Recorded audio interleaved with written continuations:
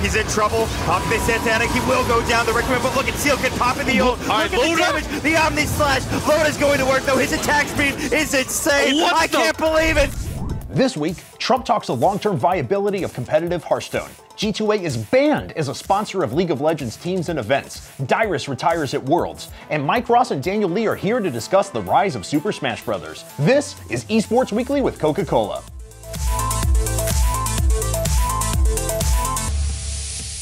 What's up, everyone, and welcome to another episode of Esports Weekly with Coca-Cola. As always, we begin each show with the weekly refresh. G2A, the online gaming marketplace, was banned as a sponsor of League of Legends teams and events by Riot after they failed to pull ELO-boosted accounts from their site. Teams were forced to cover the G2A logos on their jerseys with tape at Worlds. Riot typically takes a very hard line on this, as earlier this year player Xiao Zhao was banned for 7 months from league competitions for selling boosted accounts. Riot's developer relations manager Jay Eckhart mentioned, "We've already formally banned them as a sponsor as of September 18th and have no plans to reconsider the decision at this time." G2A has claimed the decision is, well, quote, "so unfair for the esport community worldwide." However, G2A has also come under fire for not paying out their existing sponsorships, with Complexity's Jason Bass tweeting, "They are not our title sponsor, but they definitely are not paying us or anyone else I know of and not communicating." Beyond the Summit has announced that they are going to be adding a Super Smash Bros. Melee tournament to their normal Dota 2 programming. 10 players, including mainstays Armada, Leffen, and Mango, have been invited, and 6 other players will be decided through a 2-stage online vote. Now, the finalists for that have already been selected, and you can help choose which ones will make the tournament by voting at smash.gg until October 23rd. The tournament will take place November 5th through 8th at the Beyond the Summit house. Ryan Purple Drink Murphy Root from Gamers Origin won $10,000 and took first place at the Hearthstone Road to BlizzCon Americas Championship by defeating Hot Form from Root Gaming. Every one of Purple's matches went to the last possible game and even lost his opening set, forcing him to crawl through the lower bracket. He, Hot Form, Jab, and Neos all qualified for the World Championships at BlizzCon next month. At the League of Legends Worlds, Cloud9 could not hold on to their hot streak and lost all of their Week 2 matches, eliminating them from the event. The other Week 1 surprise, though, Origin did manage to advance, and they hung on in their group. Origin will be joining Fnatic, AHQ, KT Rolster, SK Telecom T1, Edward Gaming, Yowie Flash Wolves, and Coup Tigers in the quarterfinals in London this weekend. TSM also announced the departure of 3 players, as Dyrus and Lustboy announced their retirements, and Centauran parted ways with TSM completely. Dyrus and Lustboy will remain in the TSM organization, however, as streamers. Well, that's all for the weekly refresh. What did you guys think about the stories? And what would you like to see us cover in the future? Get at us on Twitter by hashtagging Esports Weekly and let us know what you want to see.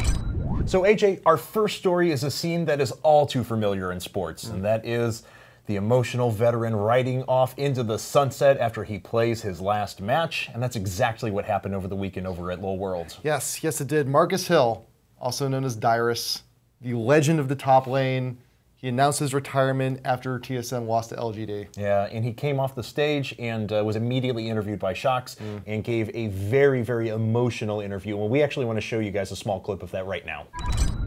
I have nothing but my respect and my thanks for everyone. I know that everything that's there, it's been done, and now it's time to open a new book. Right now my story ends here, but I still, even with me gone, I still want everyone to support TSM and all of my teammates. I just always get so choked up by those. You can see how much emotion he had. It's difficult. It really is. Yeah, and especially for a guy who was known at the beginning of his career to be a trash talker and be known for his personality. He was such a big streamer. But this was a player that when TSM started having difficulties way back when, he was a player who really buckled down. He became serious about the game, and obviously he's had an incredibly long career on one of the most storied teams in North America up to this point. Yeah, and just the list of accomplishments is absolutely staggering. He's appeared at all 5 World Championships, only matched by Yellowstar. He's played in every split finals in LCS. He's won 3. He's one of the most celebrated players of the game. Yeah, and you know, at a time in esports when there's a lot of emphasis on young up-and-coming players, the faster players, the quicker players, ready to take over the veteran spot, we've actually seen a switch in League of Legends to a more macro decision-oriented play, and that actually favors the veteran leadership that some of these players like Dyrus have had. Yeah, and there are quite a few vets, you know, still making appearances on the world stage. I mean, we mentioned Yellowstar before, Xpeke on Origin, even High coming back with Cloud9 after his supposed retirement. That's absolutely right. So Dyrus, enjoy your retirement. This may be a first for League, but with the stability of the game, expect more tearjerker retirements in the future. And we asked you guys to tweet and hashtag Esports Weekly and give Dyrus a shout out, and we have a few of our favorite responses here. Sam Sierra 17 said, "You might have never won a world championship, but you won a world fan base, something to be proud of." Jim Greaves, "If there is ever a LoL Hall of Fame, Dyrus will be in the first class inducted."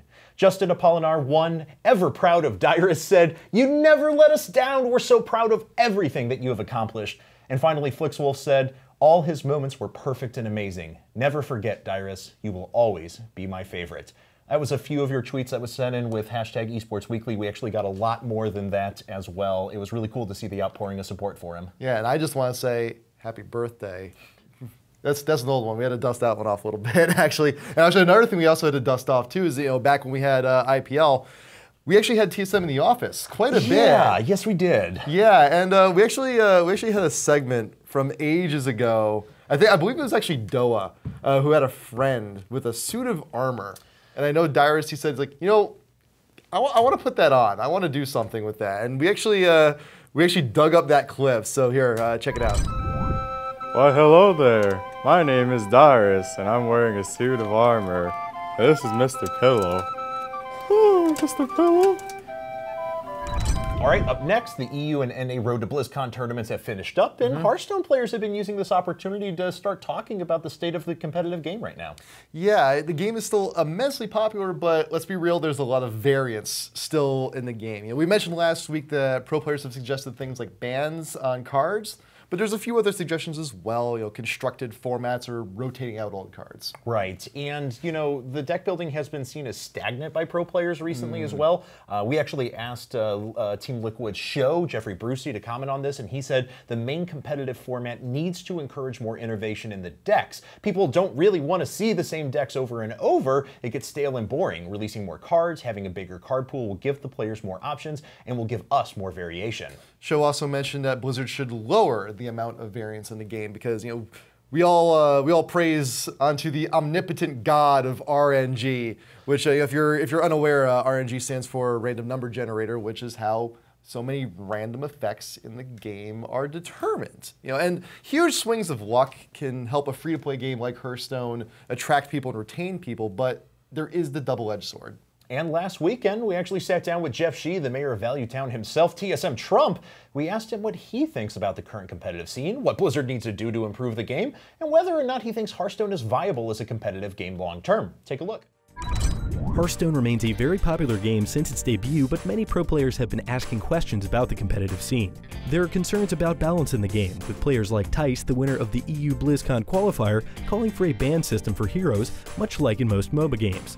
We sat down with Team Solo Mid's Trump to get his thoughts on the viability of competitive Hearthstone long term, along with any changes he would make to the game. I think a lot of people were pleasantly surprised by how fast Blizzard has been putting out expansions and adventures to Hearthstone.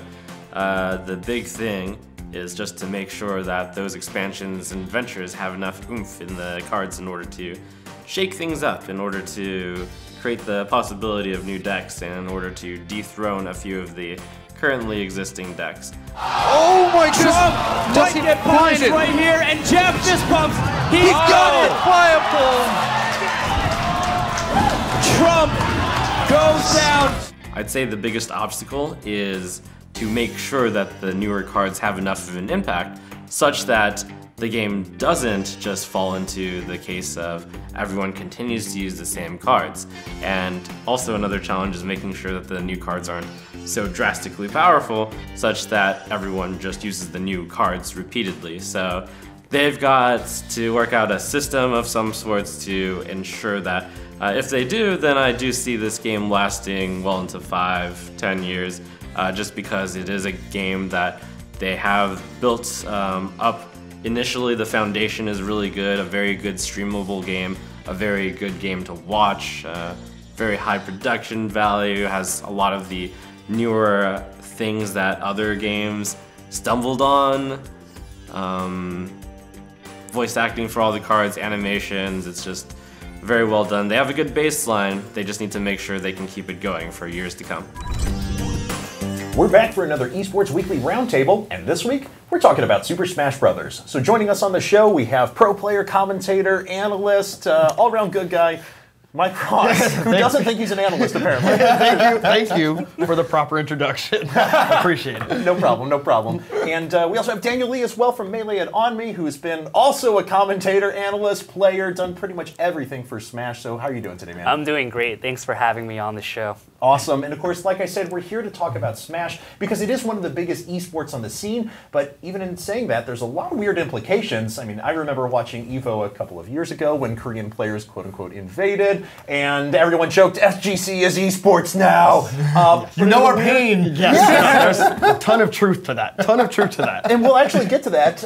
But in a weird sort of way, Smash right now is going through something that's very parallel. It has an explosion of growth from a couple of years ago and has a little bit of trouble finding its place in the fighting game scene right now. So my first question to you guys right off the bat is, how would you describe the current relationship between the Smash scene and the FGC as a whole right now?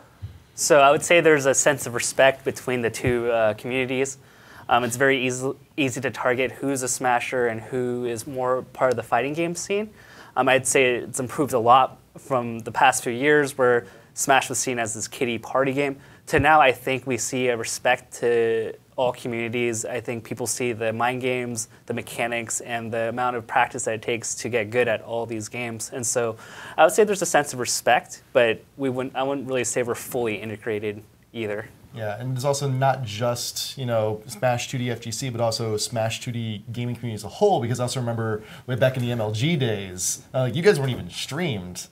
And how much has it changed since then to now?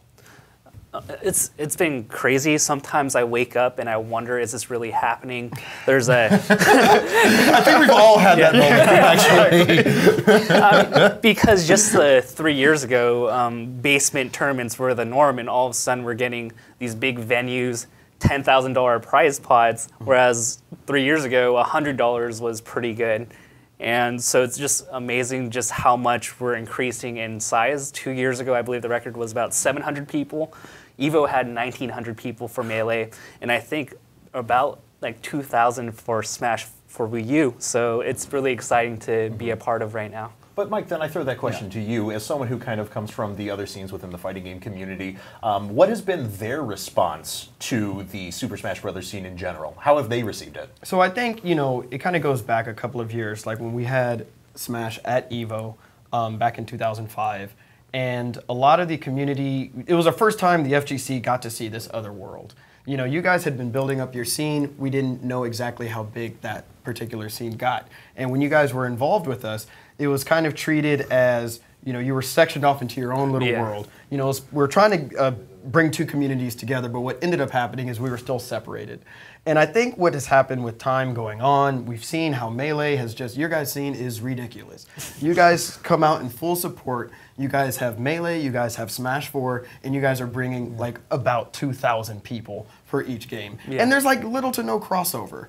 Yeah. And FGC, I call it FGC, but all of us that are still going to the EVO events and playing this stuff, we see that and we fully respect it. Yeah. However, no disrespect, but I still feel even though both parties look at each other and we kind of give that nod from across the lunchroom, yeah, we fought before, but I think we respect each other now. I think that's the position where we're at, where we respect them fully, we accept them, and we have no problem with us sharing, venue space. What's so funny to me, though, as someone who kind of comes from the esports community that's outside of fighting games, This is very similar to what I heard there too. FGC, no, we're not esports. We're not. We're different. We're our own special cookie. And I liked that. I respected the effort and the drive by everyone that was within that to keep it independent and keep it feeling very fresh and unique as time went along. And it seems like there's a lot of parallels to the way that the FGC kind of views Smash now. So I guess where did this kind of core animosity come from during the early stages of what you were talking about when Smash was trying to get acceptance? Was that to me or again? Both of you guys. So I'll start off. I think the age demographics for Street Fighter, people that have come in through the arcade days of the 90s, they're used to the arcade sticks, they're used to going to the arcades, grinding out and fighting with each other. Whereas the generation of Smashers that are here now that play the game, they're on the consoles, they're playing at home, so they're not going to the arcade. So fundamentally, from the get-go, the cultures are very different. So I'm actually going to be a bit controversial here and say something that's actually been brought up to me. Mike knows exactly what I'm about to say. Yes. You mentioned it as a age difference. I've actually heard it described as a socioeconomic difference, as people that grew up playing arcade games and feeding quarters into arcade machines versus the people who come from Smash who grew up with consoles and playing Nintendos at home. Well, the glasses are off. I'm glad you brought this up. Okay. I think one thing that comes from, at least my group of people that I was playing with, when we would go to the arcade, obviously, we had to spend our quarters, and back then, sometimes all you would go to the arcade with is maybe 50 cents because that's just what you had, right? I just remember, sometimes you'd be in lunch, you'll look at this, I don't know, a snack, it might cost 75 cents. You could either buy that and eat or save that and go to the arcade. And everybody else that you're playing against most likely did the same thing since we were all around the same age during those times in the arcade era. And when you beat somebody, you didn't just beat them, now they can't eat. Because they're gonna get salty, they're gonna come back, and they're gonna wanna keep playing. This isn't even tournament, but you're getting ready for tournament matches. These are casual matches. Then the Smash community comes in, and they don't have casual matches. They have something else. What is the They're called friendlies. Friendlies. Yeah. Friendlies. There are no friendlies in the FGC. Let's just be clear with that. So I just think it's just interesting though. It's like we did see that though. It's like no disrespect, obviously, but it's just we saw a different community and we looked at them and we just didn't see any similarities. We didn't realize how similar we were. Right. So what has helped you to kind of bridge that gap then? You mentioned before, Daniel, that there's been greater acceptance recently, that Smash is basically being seen as that cool brother now, whereas it was kind of the ugly redheaded stepchild. And was this an easy, was this a short transition, kind of like let's all watch this after school special together, or has it taken time? Has it taken the long route? I think it's been pretty long, but I think tournament organizers began to integrate Smash from the FGC, and some Smash series would also include the FGC games, and so it was a very slow transition, but I think as crossover happened with top 8s being on the final day, this gave the opportunity for FGC to witness what Smash was about. This gave a lot of Smashers exposure to what the FGC games were like, and so I think that's where a lot of the culture began to mix. Absolutely. I mean, when you guys did that drive to get Smash at EVO, I know for a fact so many people were kind of laughing about it in the FGC at least. It's like, oh man, Smash is back at EVO, kind of thing. And then what happened was, because of, I guess you could say, the overall ignorance of just having one kind of stereotype in your head, and you're thinking, oh no, we're Smashers, get that out of here, right? And then you see that top 8 at EVO. What do you see? You cannot deny the passion. You cannot deny the level of competition, because you don't have to play the game, but you know what they're doing is sick. You know they're doing some sick stuff. So just seeing that kind of stuff and then hearing later, like, oh, Alex Bailey, CEO, we're going to have Smash, right? Yeah. And what does the FGC say? Good. Like, oh, that's good. Yeah, we saw them before. It's kind of sick stuff to see. But just seeing you guys involved at our events has definitely helped the FGC. Warm up. So generally, though, has there ever been a divide like this in the FGC before? Is there precedence for a new title trying to kind of come up insurgently like this one has? Or has every other title kind of been joining organically over the past? I would say from the get-go, since there wasn't, yes, there was a game specifically where everybody played. Like, for example, back then, Marvel vs. Capcom 2 was always the final game. It had, like, the most amount of entrants. However, even though people may not have liked to watch some of the other games, they always respected all of them for the most part. CVS2, Third Strike, Super Turbo, Tekken Tag, or whatever. Whatever game was there, they all respected it. It was really just Smash that kind of rubbed people wrong for a while. But that notion, it's completely gone.